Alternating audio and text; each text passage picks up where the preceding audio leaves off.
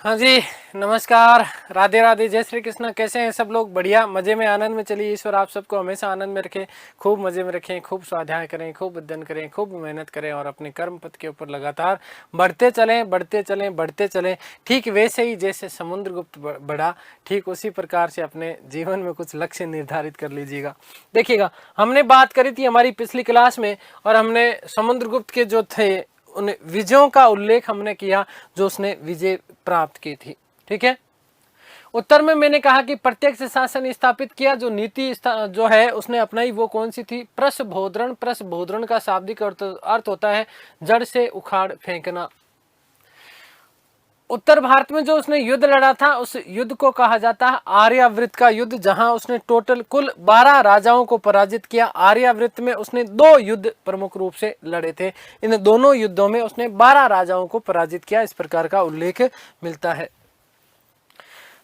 यही हम बात करते हैं दक्षिण भारत में। तो दक्षिण भारत में उसके द्वारा जो युद्ध लड़ा गया था वो क्या कौन सा था? दक्षिणापथ विजय। अब दक्षिणापथ है कौन सा, वो भी आप लोगों के कई बार दिमाग में टेंशन रहता है, तो उस टेंशन को भी मुक्ति दे देते हैं। आज के बाद वो कभी टेंशन आपके रहेगी नहीं। गुजरात से लेकर के ये वाला जो पूरा का पूरा जो ये भाग है, तमिल प्रदेश तक का ये क्षेत्र, यहाँ तक है ना, ये पूरा का पूरा क्षेत्र आपका बेटा जी याद रखना कि क्या कहलाता है? दक्षिणापथ कहलाता है। क्या कहलाता है? दक्षिणापथ कहलाता है। ये मोस्ट इंपॉर्टेंट तथ्य आप दिमाग में याद रखिएगा। ये पूरा वाला जो ये भाग है तक्षशिला होते हुए यहाँ तक आता था, पाटलिपुत्र तक। इस वाले भाग को उत्तरापथ के नाम से जाना जाता था। और ऊपर जो भारत वाला ये जो सिर है हमारा भारत का, ऊपर का जो भाग है, चीन से लेकर के ईरान अफगान तक का जो क्षेत्र था, हेलमंद वाला जो क्षेत्र है, यहाँ तक का जो भाग है वो मध्य एशिया कहलाता है। आगे हमारे ये क्योंकि चीजें काम आने वाली है, इसलिए इनका विशेष रूप में आपको ध्यान रखना है। ठीक है, अब बात हो गई ना, क्लियर है?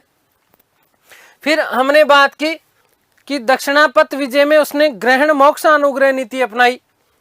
कौन सी? ग्रहण मोक्ष अनुग्रह, अप्रत्यक्ष शासन नीति थी। कैसी? अप्रत्यक्ष शासन नीति। कहां पर? दक्षिण भारत में। ठीक है, अधिकार करने के बाद पहले उन्होंने क्या किया? अधिकार किया। ठीक है बेटा, क्या किया? अधिकार किया। अधिकार करने के बाद में अनुग्रह करने पर मोक्ष किया। अनुग्रह करने पर मोक्ष किया। मोक्ष का मतलब क्या? उन्हें पुनः स्वतंत्र कर दिया गया। और केवल यहां पर देखिएगा, याद रखिएगा क्या, कि केवल कर वसूलता था। कर वसूलता था। दक्षिण भारत में उसने केवल क्या वसूला बेटा? कर वसूला है। क्या वसूला है?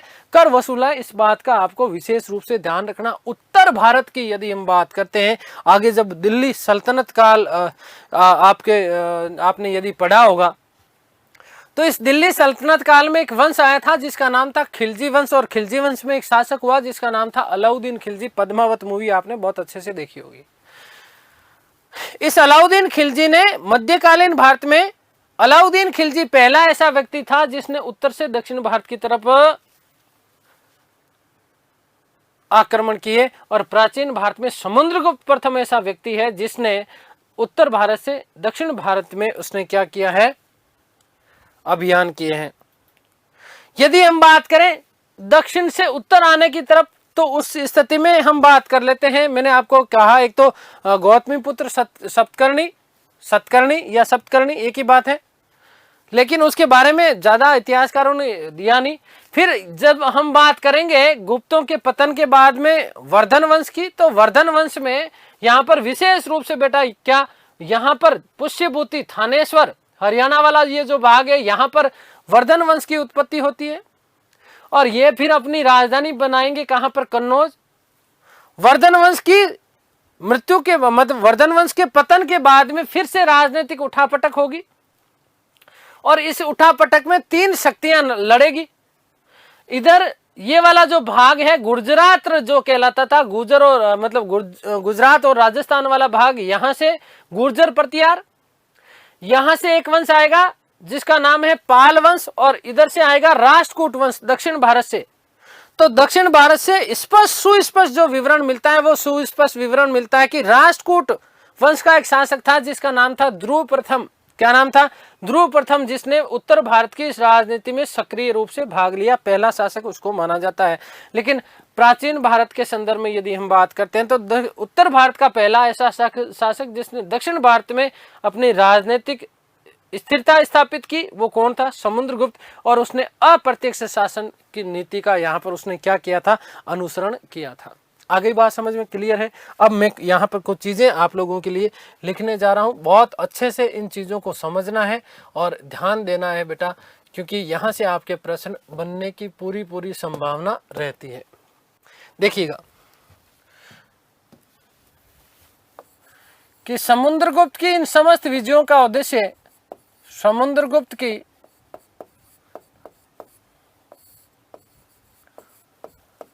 इन समस्त विजयों का उद्देश्य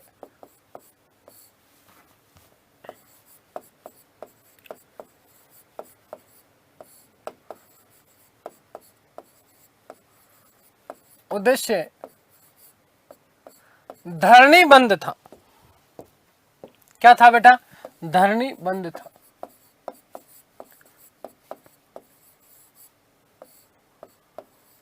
अब क्या होता है धरणी बंद?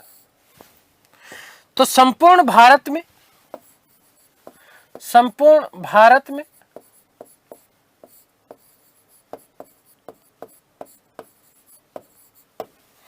राजनैतिक एकता की स्थापना करना, राजनैतिक एकता की स्थापना करना।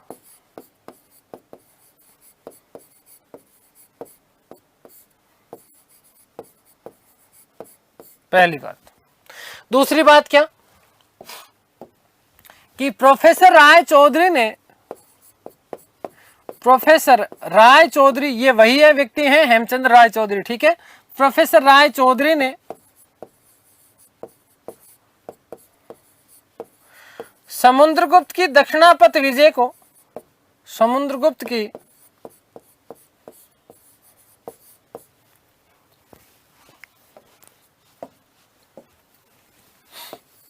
दक्षिणापथ विजय को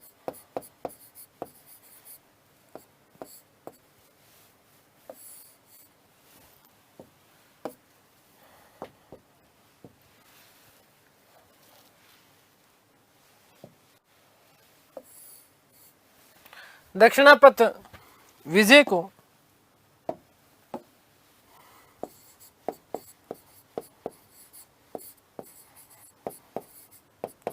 धर्म विजय का है। मोस्ट इंपोर्टेंट प्रश्न बनता है आपका।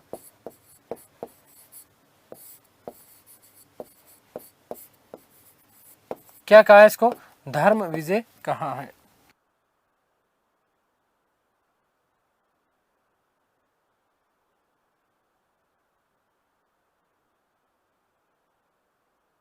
चलिए आगे बात करते हैं। इंपॉर्टेंट तथ्य है। क्या तथ्य है बेटा जी? याद रखिएगा, मैंने आपको कहा कि समुद्रगुप्त को एरन अभिलेख जो कि मध्य प्रदेश के सागर जिला से हमें प्राप्त हुआ है। सागर किनारे सागर जिला है, ठीक है। इस एरन अभिलेख जो कि वस्तुतः भानुगुप्त का समय का मिलता है, भानुगुप्त के इसी एरन अभिलेख में सती प्रथा का उल्लेख मिलता है। आगे हम लोग बात करेंगे, ठीक है। तो समुद्रगुप्त को एरन अभिलेख में प्रसन्न होने पर तो कुबेर के समान और नाराज होने पर उसे यमराज के समान बताया गया, याद रखिएगा। और इसी एरन अभिलेख में समुद्रगुप्त की पत्नी का नाम, समुद्रगुप्त की पत्नी का नाम दत्त देवी बताया गया, ठीक है। तो याद रखिएगा कि एरन अभिलेख में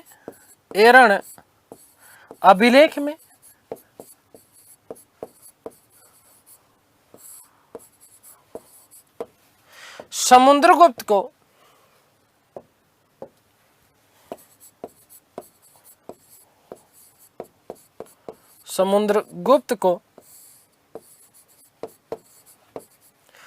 प्रसन्न होने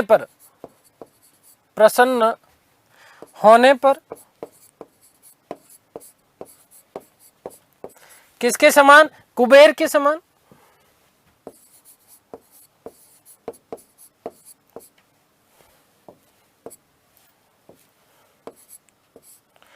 कुबेर के समान, पहली बात। और रुष्ट होने पर,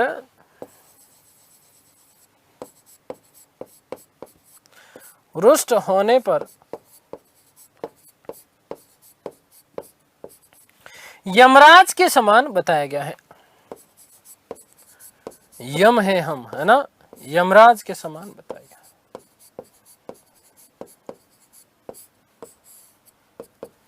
ठीक है, आगे बात समझ। और इसी एरण अभिलेख में मैं अब एस जी लिख रहा हूं। ठीक है, समुद्रगुप्त की पत्नी का नाम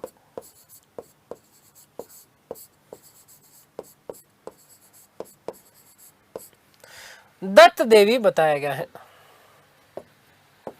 क्या बताया गया बेटा? दत्त देवी।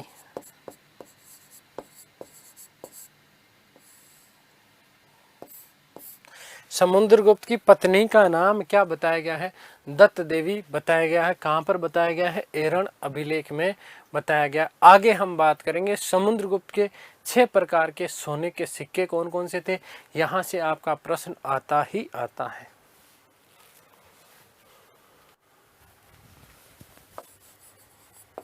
समुद्रगुप्त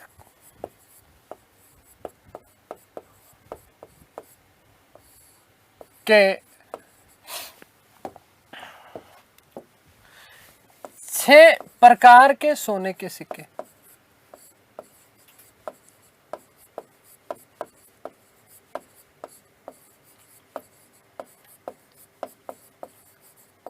यहीं पर याद करवाने वाला हूं, देखिएगा कैसे याद करवाने वाला हूं, क्योंकि चीजें मेरे ऊपर छोड़ दो, आप तो आराम से मस्ती से पढ़ते जाओ, ईमानदारी से पढ़ो, डेडिकेशन के साथ में पढ़ो, पूर्ण आस्था और श्रद्धा और विश्वास के साथ में पढ़ो, तभी आपका काम होगा। नहीं तो देखिएगा, सबसे पहले मैंने कहा ना कि गुप्त शासक जो थे वो भगवान विष्णु के अनन्य भक्त थे। भगवान विष्णु के अनन्य भक्त थे। कौन? गुप्त शासक। इसीलिए जो सबसे पहले जो उसने सिक्का चलाया, वो कौन सा सिक्का चलाया बेटा जी? याद रखिएगा कि पहला जो सिक्का मिलता है वो कौन सा है? गरुड़ प्रकार का सिक्का। कौन सा सिक्का? गरुड़ प्रकार का सिक्का चलाया। सबसे पहला जो सिक्का है वो सिक्का आपका कौन सा है? गरुड़ प्रकार का सिक्का है। कौन सा है? गरुड़ प्रकार का सिक्का। इसमें इस सिक्के पर भगवान विष्णु के वाहन गरुड़ का अंकन है। और पृष्ठ भाग, पृष्ठ का मतलब पिछला जो भाग होता है, इस पिछले भाग पर सिंहासन पर बैठे हुए समुद्रगुप्त को दत्त देवी के साथ, किसके साथ में? दत्त देवी के साथ में इसको दर्शाया गया है। और याद रखिएगा, शब्द मिलता है, वहां पर एक शब्द भी लिखा गया है। क्या शब्द लिखा गया है? पराक्रमांकः। क्या शब्द मिलता है? पराक्रमांकः शब्द मिलता है। आगे मेरी बात समझ में आ गई ना? क्लियर है ना? ठीक है, तो देखिएगा, पहला जो सिक्का है वो कौन सा है? गरुड़ प्रकार का सिक्का है। कौन सा? गरुड़ प्रकार का सिक्का है। इस प्रकार से गोल मटोल सिक्को है भाई।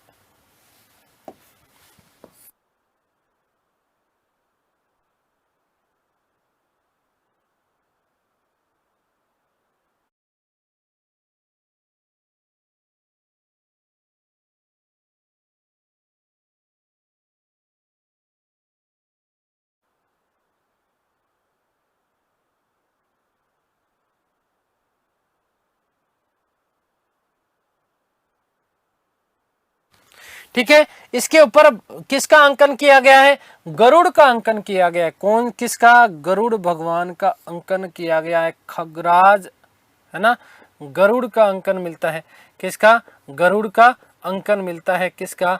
गरुड़ का अंकन मिलता है। ये बात आप लोग विशेष रूप से ध्यान रखिएगा। और साथ ही साथ जो इसका पिछला भाग है, पृष्ठ भाग जिसको बोलते हैं, इस पृष्ठ भाग के ऊपर सिंहासन के ऊपर बैठे हुए कौन? समुद्रगुप्त। और साथ में कौन बैठी है? दत्त देवी। ठीक है, ये इसका अगला भाग है। इसी के याद रखिएगा कि पृष्ठ भाग पर एक तो गरुड़ का अंकन है। देखो किसका अंकन है बेटा? अग्र भाग पर अग्रभाग किसका अंकन है? गरुड़ का अंकन है। किसका अंकन है? गरुड़ का अंकन। ठीक है। पृष्ठभाग पर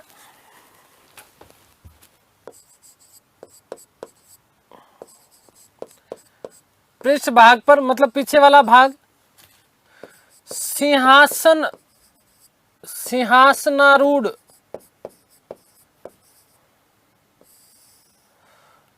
समुद्रगुप्त के साथ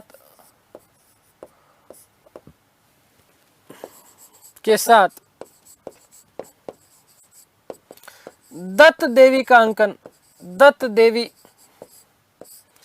का अंकन। और यहां से देखिएगा बेटा जी, याद रखिएगा कि इसमें उपाधि है ना? उपाधि कौन सी है? तो पराक्रमांक शब्द लिखा हुआ है, पराक्रमांक शब्द क्या मिलता है? पराक्रमांक शब्द उत्कीर्ण है, शब्द उत्कीर्ण है।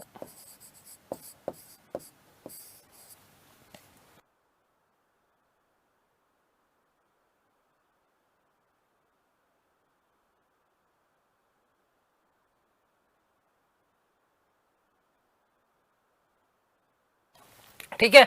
अब देखिएगा नंबर 2, इसी में जो सिक्का है वो नंबर 2 वाला सिक्का है दोस्तों, याद रखिएगा। सबसे पहले अभी मैं ट्रिक के साथ में आपको याद करवा दूंगा, पहले केवल नाम देख लो आप। ठीक है। तो नंबर 2 जो सिक्का है वो कौन सा है? धनुर्धारी। धनुर्धारी सिक्का। कौन सा प्रकार का सिक्का बेटा? धनुर्धारी। और ये जो सिक्का है, इस सिक्के में इस प्रकार से, किस प्रकार से? इस प्रकार से उसे जो है धनुष के साथ में दिखाया गया है। किसको? समुद्रगुप्त को। किसको बेटा जी? समुद्रगुप्त को धनुष के साथ में दिखाया गया है। ये आपके समुद्रगुप्त जी, कौन? समुद्रगुप्त जी। और समुद्रगुप्त जी के हाथ में क्या दिखाया गया है? धनुष दिखाया गया है। क्या दिखाया गया है? धनुष दिखाया गया है। और पूरा का पूरा जो है खतरनाक वाला निशाना लगा रहे हैं। कौन? समुद्रगुप्त। इसलिए इस सिक्के को क्या कह दिया गया? धनुर्धारी। क्या? धनुर्धारी। मतलब समुद्रगुप्त को क्या, किसके साथ में? धनुष के साथ में प्रदर्शित किया गया। याद रखना बेटा, किसके साथ में? धनुष के साथ में। और इस सिक्के का नाम क्या रख दिया गया? धनुर्धारी प्रकार का सिक्का। कौन सा? धनुर्धारी प्रकार का सिक्का। अब इसमें सबसे महत्वपूर्ण बात क्या? इसमें एक शब्द मिलता है इसके पृष्ठभाग पर, और शब्द क्या मिलता? अप्रतिरथ। क्या शब्द मिलता है? अप्रतिरथ। अप्रतिरथ का मतलब क्या है? अद्वितीय योद्धा। क्या चीज? अद्वितीय योद्धा, जिसके विजय रथ को रोका नहीं जा सकता। संपूर्ण गुप्त वंशावली में यदि हम बात करते हैं तो केवल और केवल 2 लोग ऐसे हुए जिन्होंने अप्रतिरथ की उपाधि धारण की। पहला व्यक्ति समुद्रगुप्त आपके सामने है, और दूसरा व्यक्ति चंद्रगुप्त द्वितीय, जिसे हम विक्रमादित्य के नाम से भी जानते हैं।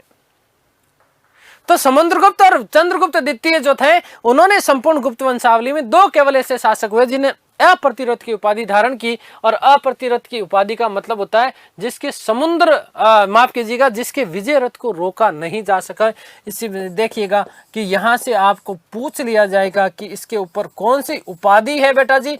तो याद रखिएगा कि इसमें उपाधि जो है इसकी, वो कौन सी उपाधि का उल्लेख मिलता है? शब्द मिलता है अप्रतिरथ। क्या शब्द मिलता है? अप्रतिरथ। और इसका शाब्दिक अर्थ भी यूपीएससी में पूछा जा चुका है। याद रखिएगा कि अर्थात जिसके विजय रथ को रोका नहीं जा सके, जिसके विजय रथ को रोका नहीं जा सके, रोका नहीं जा सके,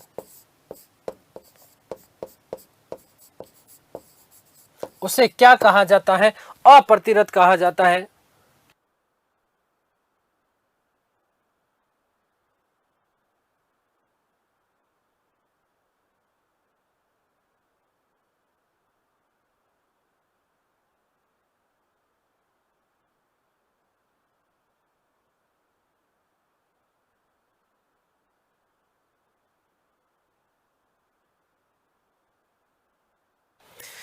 ठीक है। नोट, विशेष नोट है ये, मोस्ट इंपॉर्टेंट नोट है कि संपूर्ण गुप्तों में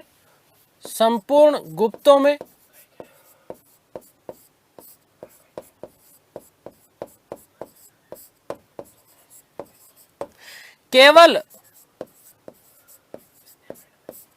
SG समुद्रगुप्त व चंद्रगुप्त द्वितीय ने ही उपाधि धारण की। चंद्रगुप्त द्वितीय ने ही यह उपाधि धारण की, यह उपाधि धारण की।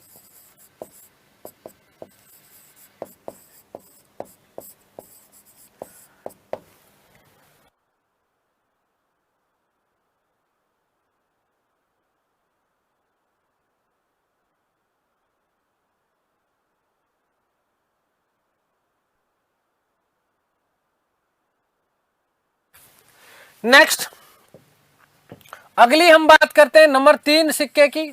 तो नंबर 3 सिक्का कौन सा है बेटा? नंबर 3 यहां पर जो सिक्का मिलता है वो है परशु प्रकार का सिक्का। कौन सा सिक्का?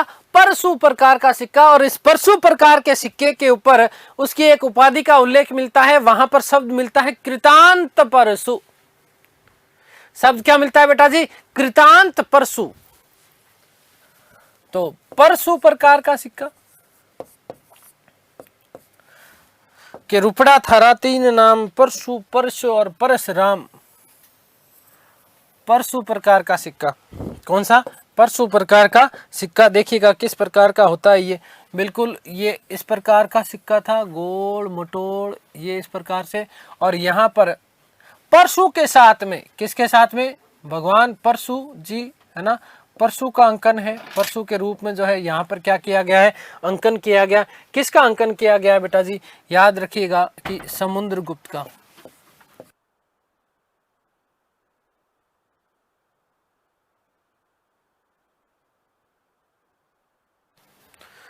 क्या है? हाथ में परसा दिखाया गया है। हाथ में क्या दिखाया गया है बेटा? परसा दिखाया गया है। इस प्रकार से खतरनाक परसे के साथ में दिखाया गया है। किसको? समुद्रगुप्त को। किसको? समुद्रगुप्त को जो है परसे के साथ में दिखाया गया है। और यहाँ पर कौन सी उपाधि का उल्लेख मिलता है? ये भी आप लोगों के लिए विशेष तथ्य बन जाता है। याद रखिएगा बेटा, क्या बन जाता है विशेष तथ्य? कि साहब इस पे उपाधि है। और उपाधि कौन सी है? उपाधि कौन सी है? उपाधि तो याद रखिएगा यहाँ पर शब्द मिलता है। क्या शब्द मिलता है? कृतांत परशु। शब्द क्या मिलता है? कृतांत परशु। कृतांत परशु उपाधि कौन सी है बेटा जी? कृतांत परशु उपाधि का यहाँ पर हमें उल्लेख देखने को मिलता है। तो हमने 3 सिक्कों की बात कर ली। पहला गरुड़, धनुर्धारी और परशु प्रकार का सिक्का। नंबर 4 अश्वमेध यज्ञ, अश्वमेध प्रकार का सिक्का। कौन सा? अश्वमेध प्रकार का सिक्का। तो अश्वमेध प्रकार का जो सिक्का है ना, अगला वाला जो भाग है, इस अगले भाग पर पृष्ठ जो इसका माफ कीजिएगा, अग्रभाग जो है, इस अग्रभाग के ऊपर एक तो शब्द मिलता है। क्या शब्द मिलता है? अश्वमेध पराक्रमांकः। शब्द क्या मिलता है? अश्वमेध पराक्रमांकः। और पिछला जो भाग है इसका, इस पिछले भाग पर बेटा जी याद रखिएगा, मोस्ट मोस्ट मोस्ट वाला तथ्य है कि पिछले भाग पर इसे समुद्रगुप्त को दत्त देवी के साथ में अश्वमेध यज्ञ करते हुए दिखाया गया है। ठीक है। इसका जो पृष्ठ भाग है, इस पृष्ठ भाग के ऊपर, इस पृष्ठ वाले भाग के ऊपर समुद्रगुप्त को, किसको? समुद्रगुप्त को अश्वमेध यज्ञ करते हुए, और साथ में दत्त देवी है। क्योंकि आपको पता होना चाहिए कि अश्वमेध यज्ञ कभी भी बिना पत्नी के संपादित नहीं किया जाता। इसलिए यहाँ पर जो है पृष्ठ भाग जो है, इस पृष्ठ वाले भाग के ऊपर जो है उल्लेख मिलता है। किसका? याद रखिएगा, दत्त देवी बैठी हैं साथ में। कौन बैठी है? दत्त देवी बैठी हैं। और साथ ही साथ ये यहाँ पर क्या कर रहे हैं? यज्ञ कर रहे हैं। क्या कर रहे हैं? यज्ञ कर रहे हैं। इस प्रकार से अग्निकुंड और अग्निकुंड से निकलती हुई ज्वालाओं का यहाँ पर जो है चित्रण किया गया है। अश्वमेध प्रकार का सिक्का है और यहाँ पर एक शब्द लिखा गया है अश्वमेध पराक्रमांकः। क्या चीज? अश्वमेध पराक्रमांकः शब्द लिखा गया है। कौन से? अगले भाग पर। कौन से भाग पर? अगले भाग पर। तो इससे ही हमें यह प्रतीत होता है कि समुद्रगुप्त ने जो है अश्वमेध यज्ञ करवाया था। ठीक है, तो यहां पर विशेष बात आपकी बन जाती है बेटा। क्या बात बन जाती है? याद रखिएगा कि अग्रभाग पर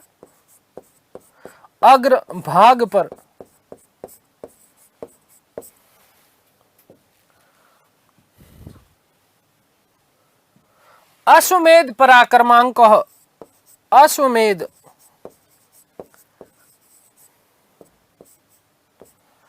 पराक्रमांकः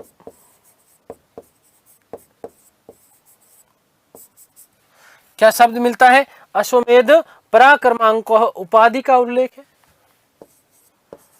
उपाधि का उल्लेख है।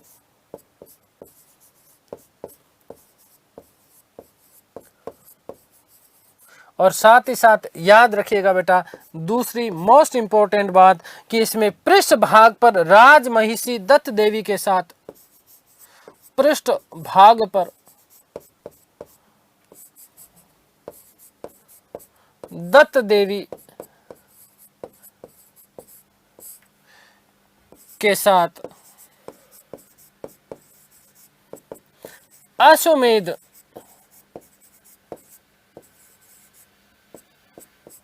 यज्ञ करते हुए दिखाया गया है। ठीक है, तो ये आपके सिक्का नंबर हो गया कितने? 4 सिक्के हो गए क्या? चलिए ठीक है, आगे बात समझ में। नेक्स्ट सिक्के की यदि हम बात करें, नेक्स्ट सिक्के की यदि हम लोग चर्चा करें तो बेटा जी याद रखना नेक्स्ट जो सिक्का है वो है व्याघ्र हनन। जहां उसे व्याघ्र का हनन करते हुए अर्थात शेर का शिकार, चित्ते का शिकार करते हुए दिखाया गया है। किसको? समुद्रगुप्त को। अगला जो सिक्का है वो कौन सा है? व्याघ्र हनन प्रकार का, व्याघ्र हनन। व्याघ्र हनन जो है वो सिक्का है कौन सा? समुद्रगुप्त का। कौन सा है? व्याघ्र हनन प्रकार का सिक्का। ये बात आप लोग विशेष रूप से ध्यान रखिएगा। ठीक है, आगे बात समझ में क्लियर है। व्याघ्र हनन प्रकार का सिक्का है और इसमें व्याघ्र का हनन करते हुए दिखाया गया है। क्या करते हुए? व्याघ्र का हनन करते हुए, व्याघ्र को मारते हुए दिखाया गया है। किसको? समुद्रगुप्त को। ठीक है ना, व्याघ्र का हनन करते हुए दिखाया गया है। व्याघ्र का हनन करते हुए दिखाया गया है। किसको? समुद्रगुप्त को। किसको? समुद्रगुप्त को व्याघ्र का हनन करते हुए दिखाया गया है। आगे बात समझ में क्लियर हो गई बात? तो ये बात याद रखिएगा। इसमें उपाधि कौन सी है? व्याघ्रहंता। कौन सा शब्द मिलता है? व्याघ्रहंता। व्याघ्रहंता शब्द यहां पर लिखा हुआ आपको मिलता है। व्याघ्रहंता उपाधि का उल्लेख मिलता है कहां पर? व्याघ्र हनन प्रकार के सिक्के में। लास्ट सिक्का जो हम बात कर रहे हैं वो हम बात करते हैं अंतिम सिक्के की बेटा जी, याद रखिएगा, जिसका नाम है वीणा वादन। क्या है? वीणा वादन। और उसके ऊपर शब्द लिखा हुआ वीणा वादिनः। और समुद्रगुप्त को वीणा बजाते हुए, क्या चीज है? वीणा बजाते हुए दिखाया गया। तो ये प्रश्न बहुत बार पूछा गया। कविराज उपाधि, कौन सी? कविराज उपाधि भी इसलिए धारण करी थी। ठीक है, कविराज कहा गया है। ठीक है, तो याद रखिएगा आपसे प्रश्न ये बहुत बार पूछा जा चुका है। जैसे आरएस, मुझे सन याद नहीं आ रहा है, शायद 2010 या 2012 के आसपास आरएस प्री में भी ये प्रश्न पूछा गया था कि कौन से शासक को उसके सिक्कों पर वीणा बजाते हुए दर्शाया गया है। तो याद रखिएगा कि समुद्रगुप्त ऐसे शासक थे जिनको उनके सिक्कों के ऊपर वीणा बजाते हुए दिखाया गया है। लास्ट सिक्का मैं यहाँ पर लिख रहा हूँ वीणा वादिनो, या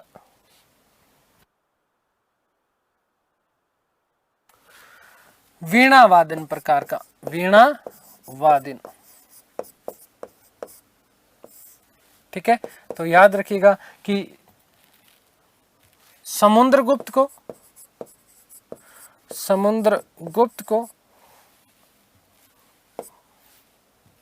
समुद्रगुप्त को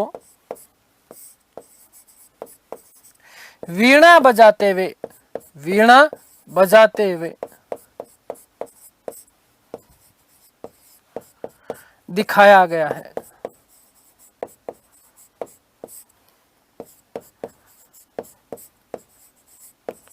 और इसीलिए उपाधि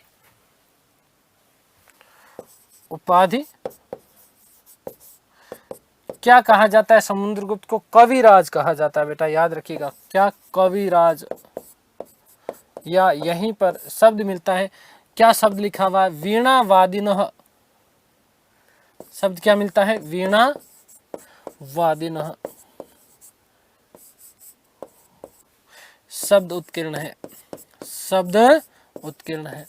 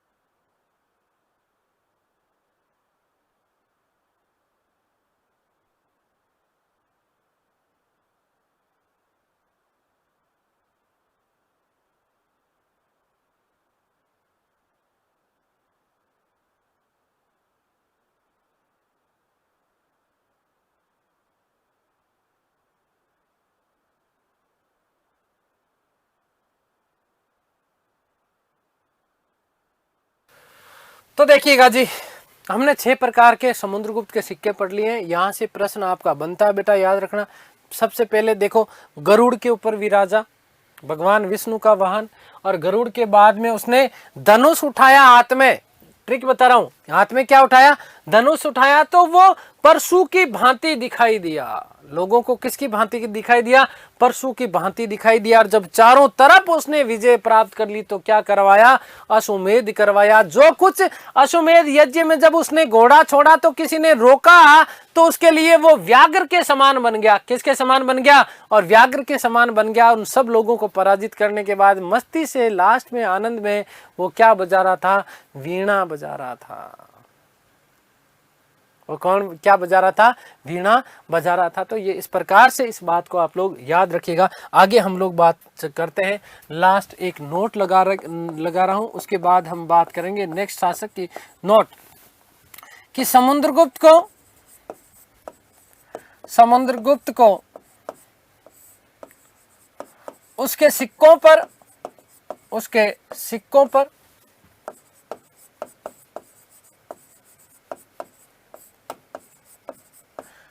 लिच्छवी दोहित्र भी कहा गया है।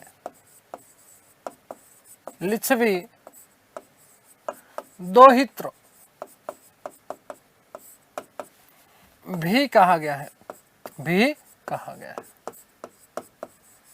ठीक है, ये बात विशेष स्मरणीय हो जाती है आप लोगों के लिए। तो इस बात का आप लोग ध्यान रखेंगे। उम्मीद करता हूं कि सारी चीजें आप लोगों को बहुत अच्छे से जो है समझ में आ गई होगी। ठीक है, चलिए आगे की हम लोग बात करते हैं। देखिएगा दोस्तों कि समुद्रगुप्त और समुद्रगुप्त की मृत्यु के बाद किस प्रकार से क्या मृत्यु हुई, कुछ ज्यादा उल्लेख मिलता नहीं है। ठीक है, समुद्रगुप्त की मृत्यु के बाद में, क्योंकि समुद्रगुप्त के 2 पुत्र थे, समुद्रगुप्त के 2 पुत्र थे, इस चीज को समझो।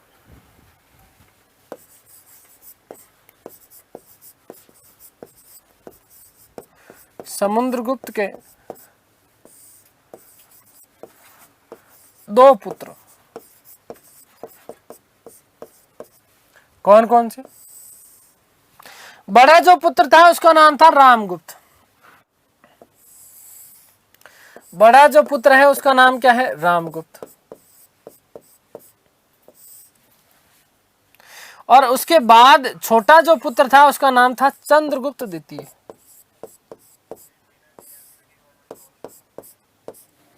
चंद्रगुप्त द्वितीय ऐसा कहा जाता है क्योंकि ज्येष्ठ अधिकार था। क्या था? ज्येष्ठ अधिकार था। और ज्येष्ठ अधिकार था इसलिए, ज्येष्ठ अधिकार का मतलब समझते हैं ना कि भाई पिता की मृत्यु के बाद में जो सारी जिम्मेदारियां आती है वो जिम्मेदारियां बड़े पुत्र के ऊपर आती है। किसके ऊपर? बड़े पुत्र के ऊपर आती है, सीधी सी बात है। तो ज्येष्ठाधिकार होने के कारण शासक कौन बनेगा? रामगुप्त बनेगा। लेकिन रामगुप्त बहुत ज्यादा निर्बल शासक हुआ करता था। इस रामगुप्त का उल्लेख गुप्त वंशावली में नहीं मिलता। याद रखिएगा कि एक तो इसका उल्लेख गुप्त वंशावली में नहीं मिलता है। गुप्त वंशावली आगे हम बिलसड अभिलेख की बात करेंगे कुमार गुप्त के समय बेटा, ठीक है, वहां और मैं इसको और क्लियर कराऊंगा। वंशावली में नहीं मिलता।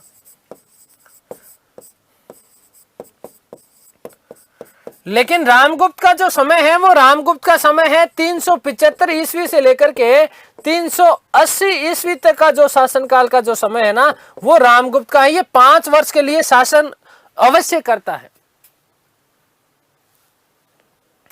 5 वर्ष के लिए शासन अवश्य करता है, ऐसा कहा जाता है। कैसा कहा जाता है? ध्यान से सुनना कि समुद्रगुप्त की मृत्यु के बाद में शासक बना रामगुप्त। शासक कौन बना? रामगुप्त। ये लो साहब, रामगुप्त क्या बन गया है? शासक बन गया। और निर्बल आदमी था ये। कैसा आदमी था? निर्बल आदमी था। इस रामगुप्त की एक सुंदर सी पत्नी थी। सुंदर सी पत्नी, इतनी सुंदर, इतनी सुंदर, इतनी सुंदर कि पूछो मत कितनी सुंदर, बहुत सुंदर थी। और इस पत्नी का नाम मिलता है बेटा जी, याद रखना, ध्रुव स्वामिनी। क्या नाम मिलता है? ध्रुव स्वामिनी। ये आपका कौन है बेटा? रामगुप्त है। कौन है? रामगुप्त है। इसी रामगुप्त के समय शकों ने आक्रमण किया जो है इसके ऊपर। किसने आक्रमण किया? शकों का आक्रमण हुआ। किसका आक्रमण हुआ? शकों का आक्रमण हुआ। किसके ऊपर? रामगुप्त के ऊपर। तो रामगुप्त ने अपने दोनों के दोनों हाथ खड़े कर दिए, हैंड्सअप। क्या कर दिया? हैंड्सअप कर दिया। कहा रे समझदार नहीं हो तुम। क्या नहीं हो? समझदार नहीं हो। मुझे मार के क्या कर दोगे? तुम्हारे बढ़िया काम की चीज देता हूं। देखो मेरी लुगाई बींदनी बहुत फूट रही है। निकम्मा आदमी, एक नंबर का, कैसे मर जाना चाहिए ऐसे आदमी को, है ना। कि मेरी पत्नी बहुत ज्यादा सुंदर है ना, इस पत्नी को ले जाओ ना, मौज मस्ती करो। तो शकों को सौंप दिया। किसको? ध्रुव स्वामिनी को। शकों को सौंप दिया। शकों को सौंप दिया। किसको सौंपा बेटा जी? ध्रुव स्वामिनी को शकों को सौंप दिया। और जब ये बात पता चली किसको? चंद्रगुप्त द्वितीय को। किसको पता चली? चंद्रगुप्त द्वितीय को ये पता चली तो भाई साहब भयानक जो है इसको गुस्सा आया। भयानक क्या आया? गुस्सा आया। ऐसा कहा जाता है कि शकों के शिविर के ऊपर अकेला ही टूट पड़ता है और आक्रमण करने के बाद में इस ध्रुव स्वामिनी को वहां से क्या कर देता है? मुक्त कर लेता है। कौन? चंद्रगुप्त द्वितीय। कौन बेटा? चंद्रगुप्त द्वितीय इसे मुक्त कर देता है। और मुक्त करने के बाद में अपने भाई के पास में आता है, रामगुप्ता मर जाना चाहिए तेरे को, तो तेरे जैसे व्यक्ति को जीने का अधिकार ही नहीं है। घर की चीज थी, बाहर सौंप दी, इज्जत खराब कर दी तूने।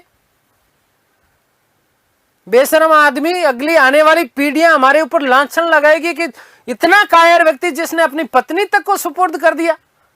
तुझे जीने का अधिकार नहीं है। तुझे जीने का अधिकार नहीं है। इसीलिए दोस्तों ऐसा कहा जाता है कि इसी तलवार से चंद्रगुप्त ने रामगुप्त का धड़ सर से अलग कर दिया और वो केवल और केवल यूं ही लटकते वाली स्थिति में था। कौन सी स्थिति में था? लटकने वाली स्थिति में था। ये सारी की सारी जानकारियां हमें देवी चंद्रगुप्तम जो कि विशाखदत्त द्वारा रचित है, हर्षचरितम जिसकी रचना बाणभट्ट ने की है, और काव्य मीमांसा जिसकी रचना राजशेखर के द्वारा की गई थी, इसमें जो है हमें उल्लेख मिलता है। सबसे पहले एक व्यक्ति और जिसका उल्लेख मिलता है, व्यक्ति कौन था? राखालदास बनर्जी। मैंने आपको जब छोटे से ब्रीफ के रूप में आपको चीजें की थी तब मैंने आपको बताया था कि 1924 ईस्वी में राखालदास बनर्जी, ये वही राखालदास बनर्जी जिन्होंने 1921-22 में मोहनजोदड़ो की खोज की थी। तो 1924 में राखालदास बनर्जी ने भी इस रामगुप्त नामक निर्बल शासक का प्रमाणित करने का जो है इसने प्रयास किया है। बाकी गुप्त वंशावली में इसका उल्लेख नहीं मिलता है। और लेकिन यहां पर यदि हम बात करते हैं तो क्योंकि समुद्रगुप्त का शासनकाल का समय 375 ईस्वी तक है बेटा जी, तो याद रखिएगा उसके बाद में 5 वर्ष का डिफरेंस है उसमें, ठीक है ना। क्योंकि चंद्रगुप्त का शासनकाल का समय बताया गया 380 ईस्वी से लेकर के 412 या कई जगह आपको मिलेगा 414 ईस्वी तक, ठीक है। तो इसका मतलब कहीं ना कहीं बीच में रामगुप्त नामक शासक आया तो जरूर था, रामगुप्त नामक शासक आया तो जरूर था। यदि नहीं आता तो समुद्रगुप्त के बाद ये सीधे सीधे 380 वाला मामला कहां से बनता, ठीक है। आगे बात समझ में क्लियर है? तो ये बात याद रखिएगा। अब हम यहां थोड़ी सी चर्चा कर लेते हैं बेटा रामगुप्त की।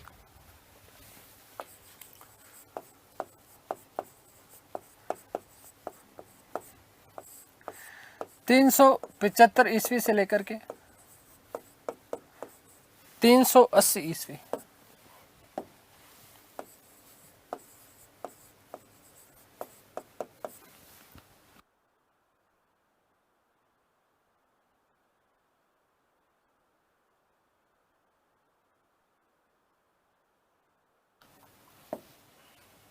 कि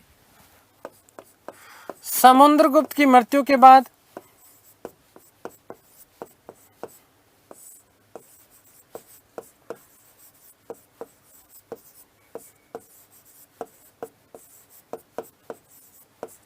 शासक बना,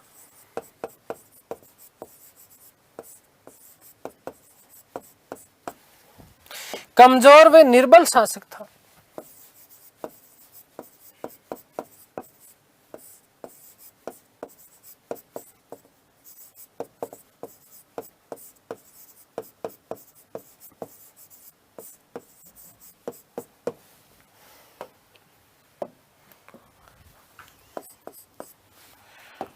इसके समय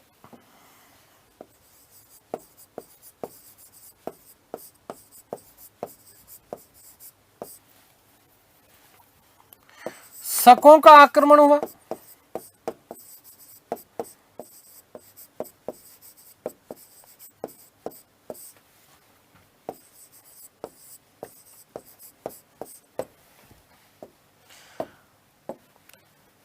इसने अपनी पत्नी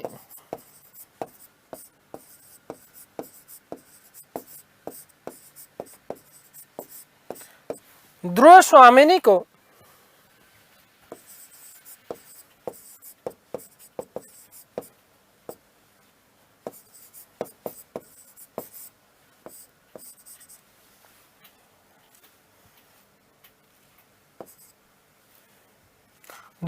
स्वामिनी को शकों को सौंप दिया।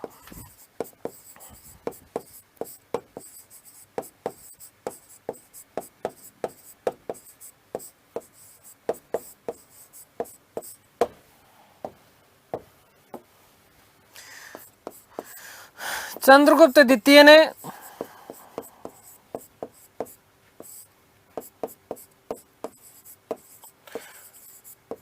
ध्रुव स्वामिनी को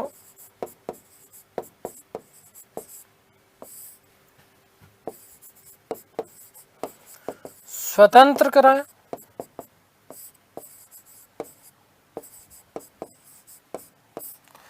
वे अपने भाई रामगुप्त की भी हत्या कर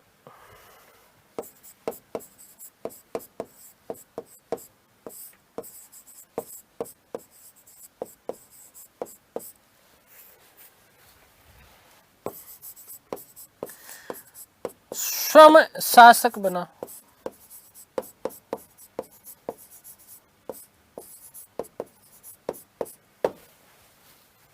हाँ जी, क्या बन गया? स्वयं शासक बन गया। बेटा जी एक बात और विशेष रूप से आप ध्यान रखना, क्या विशेष बात याद रखना कि जब उसने रामगुप्त को मार दिया तो ध्रुव स्वामिनी से उसने क्या कर लिया था? विवाह कर लिया था।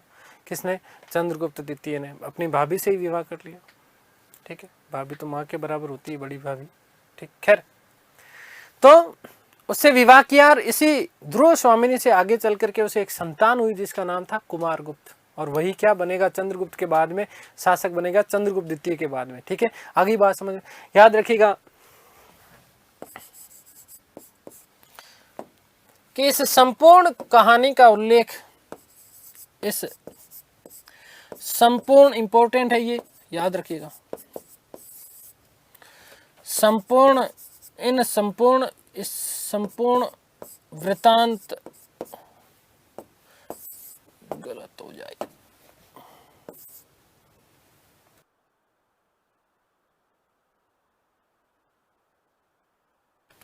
इस संपूर्ण कथा का उल्लेख, इस संपूर्ण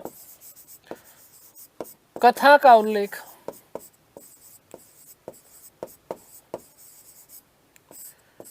विशाख दत्त ने अपने ग्रंथ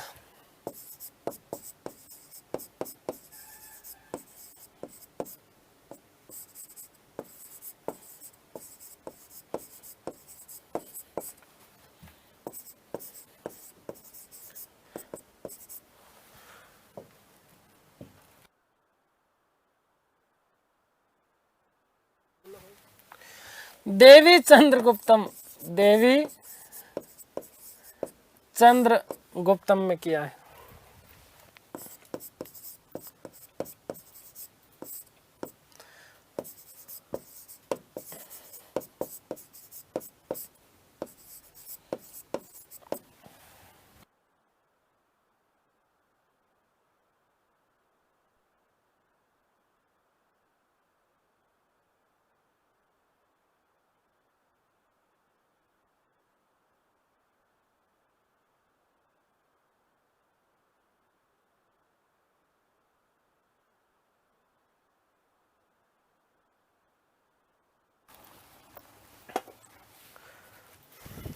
अगली बातें कुछ बेटा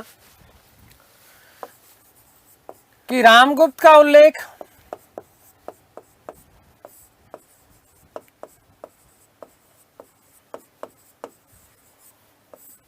बाणभट्ट द्वारा रचित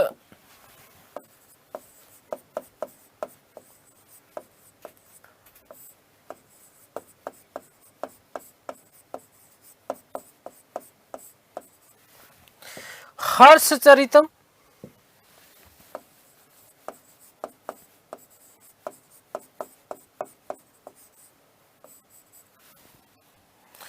व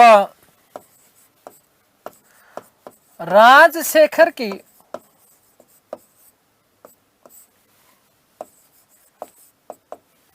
काव्य मीमांसा में भी मिलता है।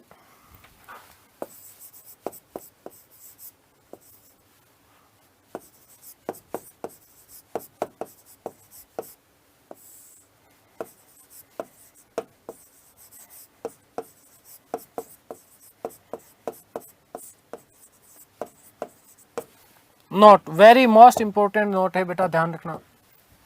नोट,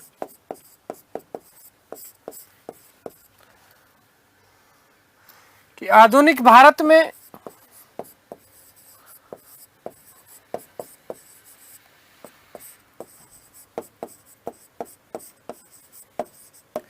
राखालदास बनर्जी ने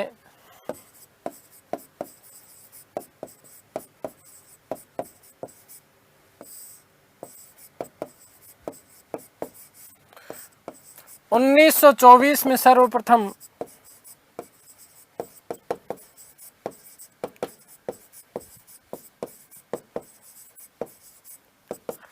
रामगुप्त की ऐतिहासिकता को साबित करने का प्रयास किया। रामगुप्त की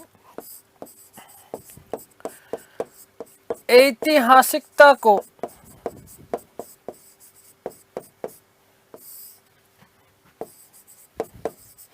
साबित करने का प्रयास किया।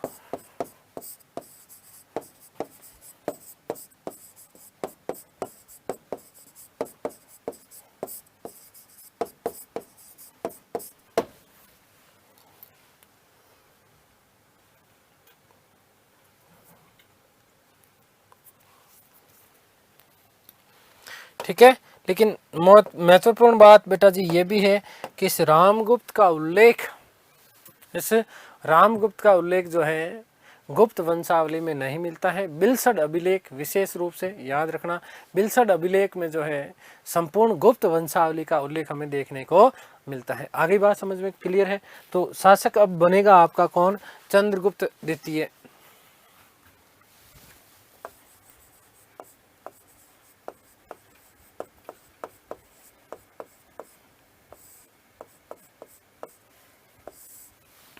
चंद्रगुप्त द्वितीय का शासनकाल का समय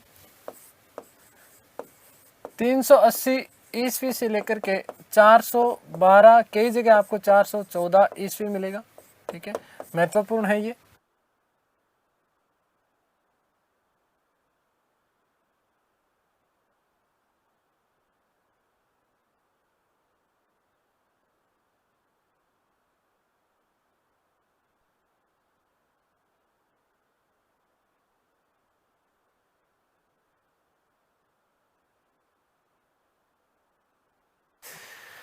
देखिएगा एक तो चंद्रगुप्त द्वितीय के अन्य महत्वपूर्ण नाम कौन कौन से, वो नाम भी पूछ लिए जाते हैं। तो याद रखिएगा, एक इनका नाम मिलता है देवगुप्त, एक इनका नाम मिलता है देवराज, एक नाम मिलता है देवश्री। यदि इनकी उपाधियों की यदि हम बात करें तो उपाधियां कौन सी है? सकारी, क्योंकि शकों को पराजित किया।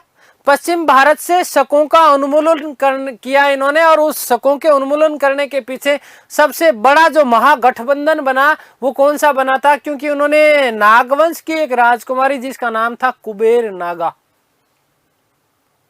इस कुबेर नागा से विवाह किया, और इस कुबेर नागा से विवाह करने के उपरांत उन्हें एक कन्या उत्पन्न हुई, एक बिटिया हुई जिसका नाम प्रभावती नाम रखा गया। इस प्रभावती का विवाह वाकाटक वंश के शासक रुद्रसेन द्वितीय के साथ में कर दिया गया, और वाकाटकों के साथ एक महाशक्तिशाली गठबंधन का निर्माण किया। और गठबंधन का निर्माण करने के बाद पश्चिम भारत से पूर्ण रूपेण शकों का उन्मूलन कर दिया, और इसी उपलक्ष्य में उन्होंने चांदी के सिक्के प्रचलित कराए। भारत में चांदी के सिक्के चलाने वाला प्रथम शासक माना जाता है, या फिर हम बात करें गुप्त वंशावली का प्रथम ऐसा शासक जिसने चांदी के सिक्के, भारत में चांदी के सिक्के तो माफ करिएगा होगा नहीं, क्योंकि मौर्य काल में भी चांदी के सिक्के चलते थे, माफ करना। तो ध्यान रखना कि गुप्त वंशावली में गुप्त काल में चांदी के सिक्के चलाने वाला प्रथम व्यक्ति माना जाता है कौन? चंद्रगुप्त द्वितीय। कौन? चंद्रगुप्त द्वितीय। और इसीलिए उन्होंने एक उपाधि धारण करी थी विक्रमादित्य, और शकों को पराजित करने के कारण उसे क्या कहा जाता है? सकारी कहा जाता है। सकारी का मतलब होता है शकों को खा जाने वाला, शकों को खा जाने वाला। साथ ही साथ इनकी कुछ और उपाधियां मिलती है, जैसे विक्रमांक, विक्रमादित्य, परम भट्टारक, परम भागवत। याद रखिएगा, संपूर्ण गुप्त वंशावली में प्रथम ऐसा शासक है जिसने परम भट्टारक और परम भागवत जैसी महान जो है उपाधियां धारण की। ये परम भट्टारक और परम भागवत जो इसकी उपाधियां हैं, इसके वैष्णव अनुयायी होने का सबसे बड़ा प्रमाण हमें देती है। एक इसका उपाधि मिलती है नरेंद्र चंद्र, और एक इसकी उपाधि मिलती है श्री विक्रम सिंह। ठीक है, तो नाम लिख रहा हूं मैं। अन्य नाम इसके क्या क्या मिलते हैं हमें?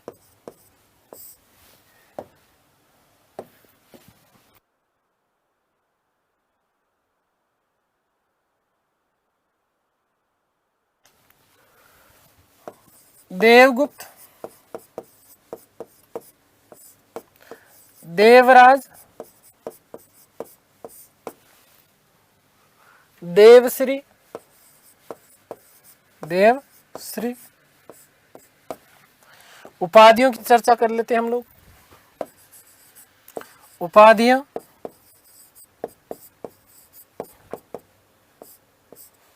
तो याद रखिएगा उपाधियां भी बड़ी बड़ी है, खतरनाक वाली। सकारी, सकारी किसे कहा जाता है? तो याद रखना चंद्रगुप्त द्वितीय को शकों को खा जाने वाला, शकों को खा जाने वाला।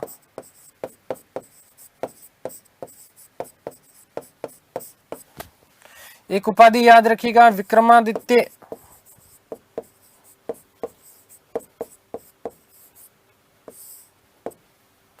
उपाधि याद रखिएगा कि परम भागवत,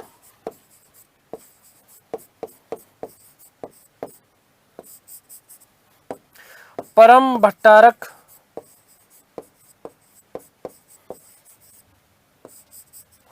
ये तीनों की तीनों उपाधियां धारण करने वाला प्रथम शासक माना जाता है। धारण करने वाला प्रथम शासक।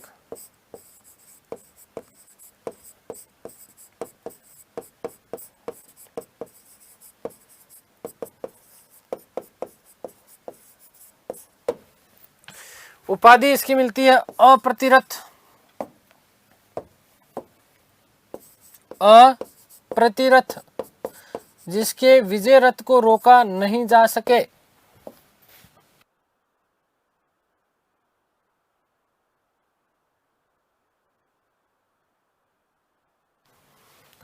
उपाधि मिलती है इसकी विक्रमांक, उपाधि मिलती है श्री विक्रम सिंह,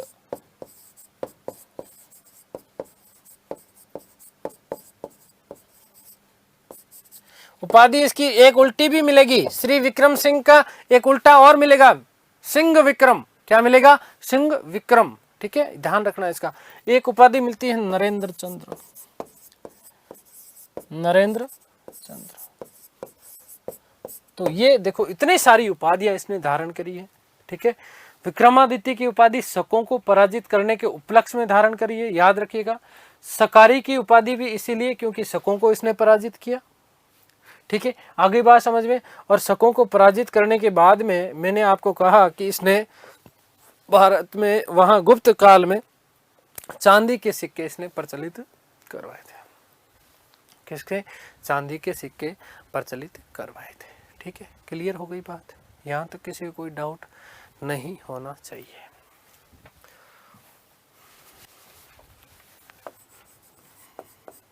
दो पत्नियां हैं,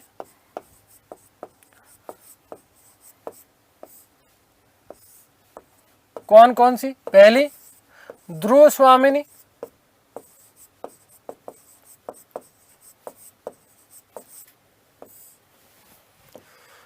ध्रुव स्वामिनी से एक पुत्र उत्पन्न हुआ, याद रखिएगा नाम क्या था? स्कंदगुप्त।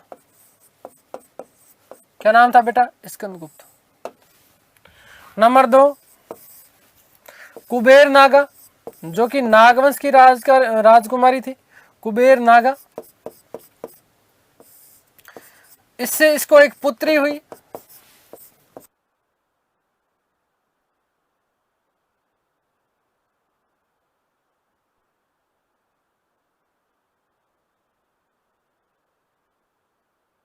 प्रभावती।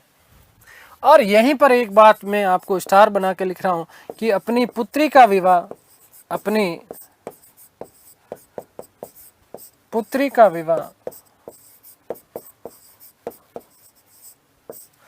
वाकाटक वंश के शासक, वाकाटक वंश के शासक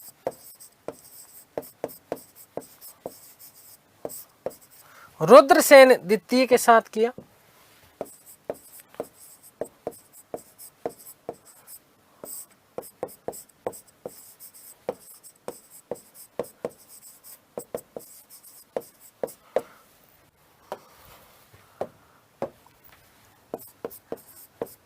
गुप्त वाकाटक शक्तिशाली गठबंधन स्थापित किया। शक्तिशाली गठबंधन स्थापित किया।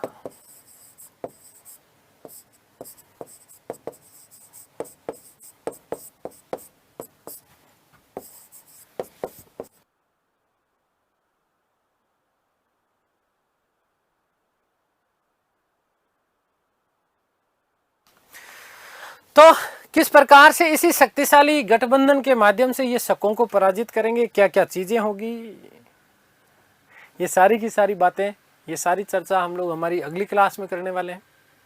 ईश्वर से प्रार्थना करता हूं कि आप सब स्वस्थ रहें, मस्त रहें, तंदुरुस्त रहें, आह्लादित रहें और प्रसन्नचित रहें। इस सृष्टि की संपूर्ण खुशियां आपको और आपके परिवार को मिले। मिलते हैं हमारी अगली क्लास में, तब तक के लिए सभी को धन्यवाद, नमस्कार, थैंक यू सो मच।